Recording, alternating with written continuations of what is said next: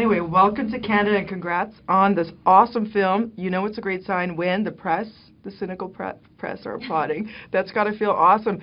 Knowing that you're taking part in this film, which is such a loved book, did you feel the pressure to deliver? Absolutely. Yeah, I mean... No. It was... geez, I was just so... You know, from reading it when I was in high school, I kept having to sort of pinch myself on set because I couldn't believe all of us were there. Mm. And let's talk about this experience. First of all, I thoroughly enjoyed the dancing. I enjoy a dance in my own room. I'm not a dancer.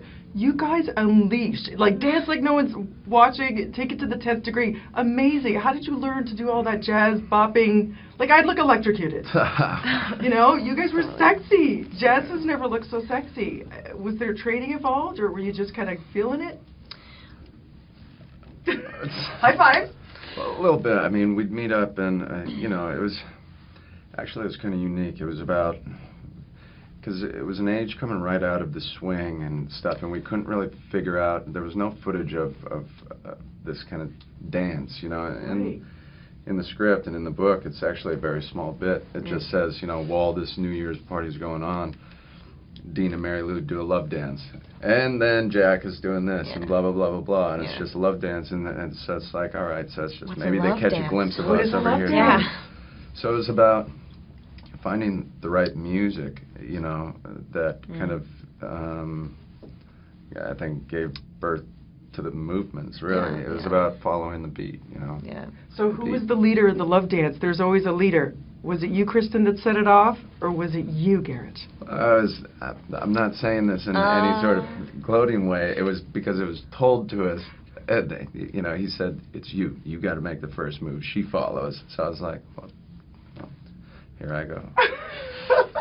And you have quite the heavy foot in this film. Now, did you do, it sounds ridiculous to call them stunts, but quite frankly, living in Canada, I know how slick those roads looked, and that is some dangerous driving you do in this film. He did very dangerous driving in this film. Did he really? Yes. I wonder. No other production would ever let you do what we got to do on this because, like, I mean, when we're in Chile up in no man's land driving through the blizzard, that was just a camera attached to the front of the car and, you know, and driving. And then what were you through thinking? the bridges in Arizona, like, they were all in the car when we had to do the swerve into the bridge and me driving, and the accelerator was kind of giving out a little bit and then finally cranked up and went, and we didn't know if we were going to make it before the car into the bridge, and we just made it. I know, and I'm supposed to be really excited about this too in the film. I'm like totally with him, like, wow, you're so crazy, and I'm like, you're like, this is too crazy. Acting. So you were really okay in trusting your life with him in that sense. Yeah. Yeah, I really went for it. Yeah, I don't, jeez. Even in Phoenix, driving around the curves, I got to drive the car once too. And Walter, there's this. In Arizona, yeah. Yeah. Is that what I said? No, yeah, you got to drive it. I was just saying where it was. Yeah. And then Sam had to, but Sam, being from England, was that one got me a little. We're in Mexico, and we're at the edge of this this ocean bottom where it just goes off this kind of cliff, and it's all cactuses. It goes down thousands of yards. And on the ride back, when we're going to this sort of this little house to get some medicinal products, on the way back, Walter's like, "Now you drive crazy. Now you're stoned." And so Sam, driving crazy, almost fishtailing on this thing, doesn't drive very often, man. I was like... And they don't have, like, the safety bags that are in place today, because that was a vintage car. You know what I'm saying? Like, if something happens... 4,500 pounds of metal. Well, yeah, and you really did go full throttle in every way. I was kind of like, tee-hee. The sex scenes were, wow, hot. How do you prepare? Because you're obviously so cool. You work together so much. And then how do you... Okay, so now we're going to get naked. And is there 50 people around? Does somebody eat a tuna sandwich to take the edge off?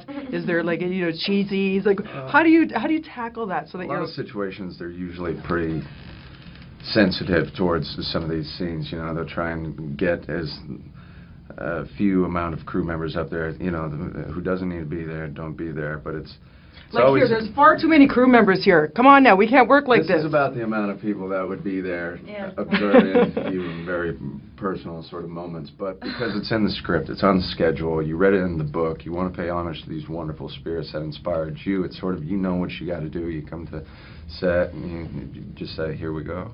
Now I got to ask, would you rather be crammed in a car Kristen, or would you rather be stuck on a plane because you travel so much, right? Because you spent a lot of time in a car.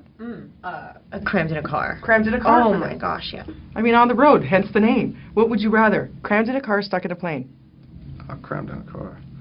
Especially, I mean, we had to be multiple days as well. I mean, there were days we spent all day in the car because it'd be raining and chilly, and we were so far away from, you know, any base camp or anything. So we'd sit there all day in the car, and you'd start getting a little loopy.